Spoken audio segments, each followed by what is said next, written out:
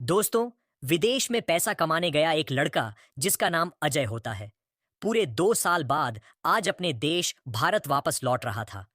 हवाई जहाज से उतरने के बाद वह दिल्ली रेलवे स्टेशन पर जाता है और ट्रेन में बैठकर अपने शहर के लिए रवाना हो जाता है। ट्रेन अजय के शहर रायबरेली से पहले ही एक स्टेशन पर कुछ समय के लिए रुकती है। करीब 30 मिनट के लिए वह ट्रेन वहां ब्रेक लेती है, तो अजय सोचता है कि अभी तो काफी समय है, क्यों ना स्टेशन से कुछ लेकर खा लिया जाए, और वह ट्रेन से उतरता है। जैसे ही स्टेशन पर जाने लगता है, तो क्या देखता है कि उसी के बूढ़े माँ बाप और उसी की अपनी धर्मपत्नी रेलवे स्टेशन पर भीख मांग रहे हैं। वो लोग अजय को देख नहीं पाते और भीख मांगते हुए उससे कहते हैं कि साहब, कुछ पैसे दे दीजिए, 2 दिन से कुछ नहीं खाया है। अजय जब अपने माँ बाप की ऐसी दुर्दशा को देखता है, तो उसकी आंखें फटी की फटी ही रह जाती हैं।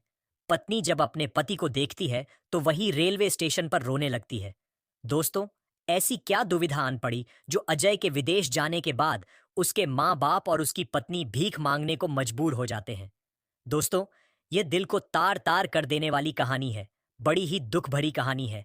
एक बार थोड़ा सा समय निकालकर कहानी को अवश्य सुनिए, क्योंकि कहीं ऐसा आपके साथ भी भविष्य में ना हो जाए। दोस्तों, यह कहानी आप सुनेंगे तो कहेंगे कि हकीकत में ऐसा नहीं होना चाहिए था।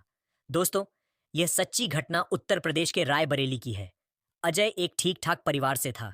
ये 2 भाई थे, एक अजय और दूसरा योगेश। दोनों का विवाह भी हो जाता है।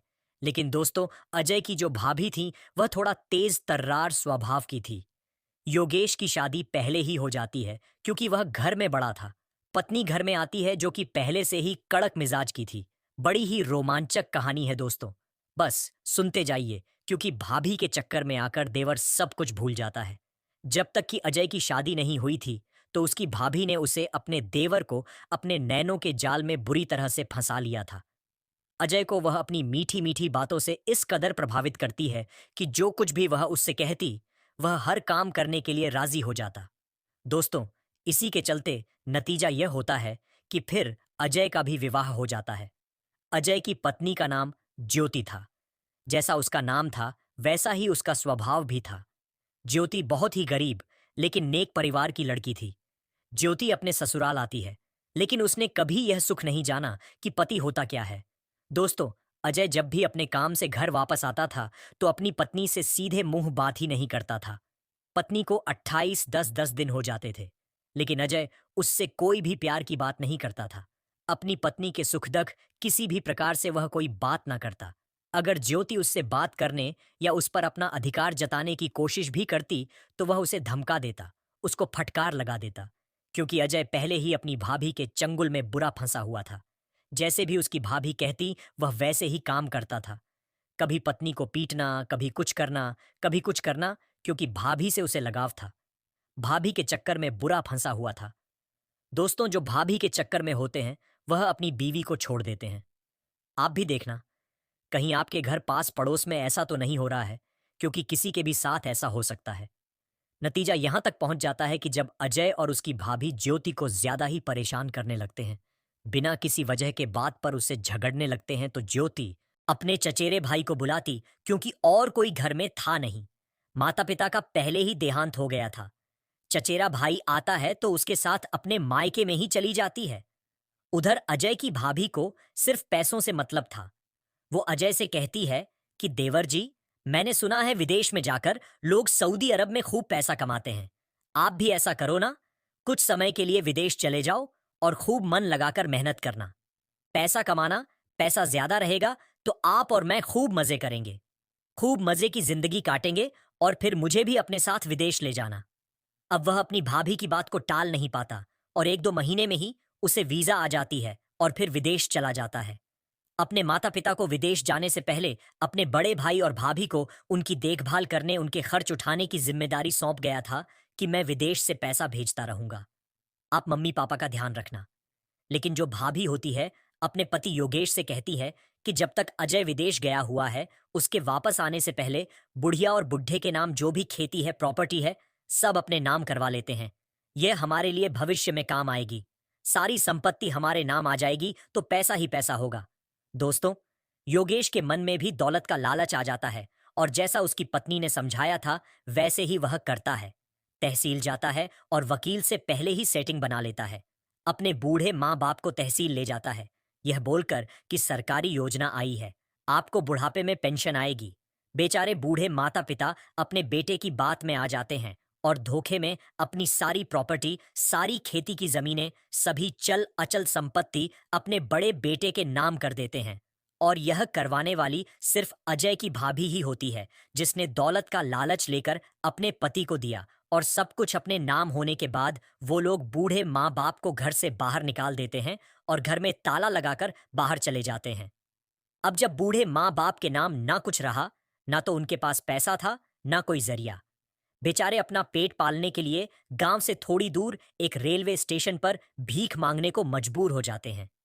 जो कुछ भी कोई दे देता खा लेते थे और ऐसे ही अपने दिन गुजार रहे थे। उधर दोस्तों, जो अजय की पत्नी थी ज्योति, उसका भी यही हाल था। कुछ समय के लिए तो चचेरा भाई और भाभी अपने साथ रखते हैं, लेकिन फिर उसकी भाभी बात पर ताने मारने लगती है। तो ज्योति एक दिन तंग आकर विचार करती है कि मुझे अब इस घर में नहीं रहना है। कुछ भी करूंगी, चाहे भीख मांगकर खाना पड़े, लेकिन यहां इनके साथ इस घर में रोज रोज के ताने नहीं सुन सकती। अब वह कहीं किसी के घर में थोड़ा बहुत काम करा देती, कुछ पैसे मिल जाते, लेकिन उसका पेट नहीं भर पाता था। एक दिन ऐसे ही घूमते हुए रेलवे स्टेशन पर पहुंचती है तो क्या देखती है कि उसी के बूढ़े सास और ससुर भीख मांग रहे हैं। उनके पास जाती है और गले लगाकर रोने लगती है। पूछती है, माँ, बाबूजी, आपकी यह दशा कैसे हो गई? सास ससुर अपनी आप बीती ज्योति को बताते हैं कि तुम्हारा पति तो विदेश चला गया था और तुम्हारी जेठानी और जेठ ने हमसे धोखे से सारी जमीन जायदाद अपने नाम करा ली और हमें घर से धक्के मारकर बाहर कर दिया। अब हम दोनों दर दर की ठोकरें खाने को मजबूर हैं। ज्योति एक नेक और दिल साफ लड़की थी। वह अपने सास ससुर की ऐसी स्थिति में उनके साथ रहती है। भीख मांगने के अलावा उनके पास कोई दूसरा सहारा नहीं था। कभी कभी ज्योति ट्रेन में चना दाना वगैरह बेच लिया करती थी और ऐसे ही अपने बूढ़े सास ससुर की सेवा में लगी रहती। ये लोग एक पन्नी का त्रिपाल बनाकर उसके नीचे फुटपाथ पर ही रात गुजार दिया करते थे। कुछ समय ऐसे ही बीतता गया। कुछ समय के बाद, लगभग 2 साल बाद, अजय को अपने घर की याद आने लगती है। वह सोचता है कि चलो अब घर वापस चलते हैं, और भैया भाभी का भी फोन नहीं लग रहा है। अब वह घर आता है तो देखता है कि घर में तो ताला लगा हुआ है। पता नहीं कब से ताला लगा हुआ है। पास पड़ोस वालों ने बताया कि तुम्हारे भैया भाभी ने मकान और सभी जमीन जायदाद बेचकर कहीं गायब हो गए हैं। यहां वह अब रहते नहीं हैं, पता नहीं कहां चले गए हैं। और तुम्हारे माँ बाप को तुम्हारी भाभी ने धक्का मारकर घर से निकाल दिया था। उन बेचारों को हमने खुद अपनी आंखों से अब रेलवे स्टेशन पर भीख मांगते हुए देखा है। पड़ोस में एक दो आदमियों ने उसे बताया। अजय जब यह बात सुनता है तो उसके होश उड़ जाते हैं कि भाभी के पीछे मैंने अपनी पत्नी को घर छोड़ने के लिए मजबूर कर दिया, उसे हमेशा तंग किया, उसे प्यार ही न दे सका। अब मैं क्या करूं? वह अपना सिर पीटने लगता है। अब वह अपने माता पिता को खोजता हुआ रेलवे स्टेशन पर पहुंचता है। इधर उधर ढूंढने लगता है तो माता पिता बेचारे भीख मांग रहे होते हैं। अब उनके पास जाता है और उन्हें देखकर फूट फूट कर रोने लगता है। इतने में ही उसकी पत्नी ज्योति, जो कहीं से पानी लेने गई हुई थी, अपने सास ससुर की सेवा में लगी हुई थी। जैसे ही ज्योति ने अपने पति को देखा तो भागकर अपने पति के चरणों से लिपट जाती है। उसने अपने पति अजय का आज भी उतना ही सम्मान किया जितना वह पहले करती थी, लेकिन अजय ने अपनी भाभी के चक्कर में आकर उसके प्यार के जाल में फंसकर अपनी पत्नी को ठुकरा दिया था। लेकिन अपनी पत्नी का आज भी अपने प्रति ऐसा प्रेम देखकर उसे अपनी गलतियों का पछतावा होने लगता है। उसकी आंखों से आंसू टपकने लगते हैं।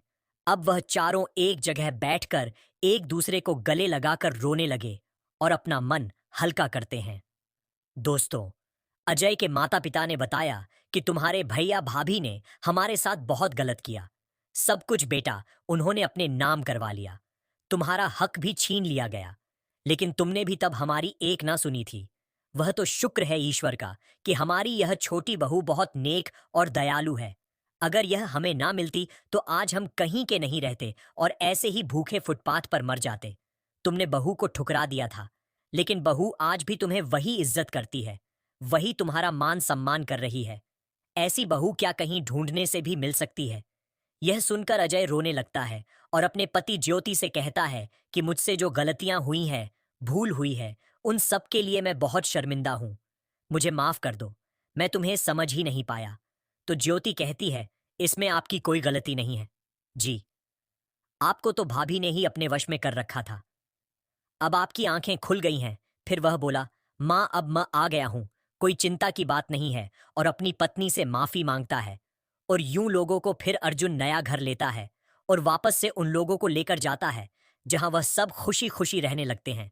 इस कहानी से हम यह शिक्षा मिलती है कि हमें किसी दूसरे व्यक्ति के लिए खुद के जीवन साथी से रिश्ता नहीं तोड़ना चाहिए। उसकी भाभी ने भोले भाले परिवार को तो ठगा ही, साथ में अपने सास ससुर को भी घर से बाहर निकाला।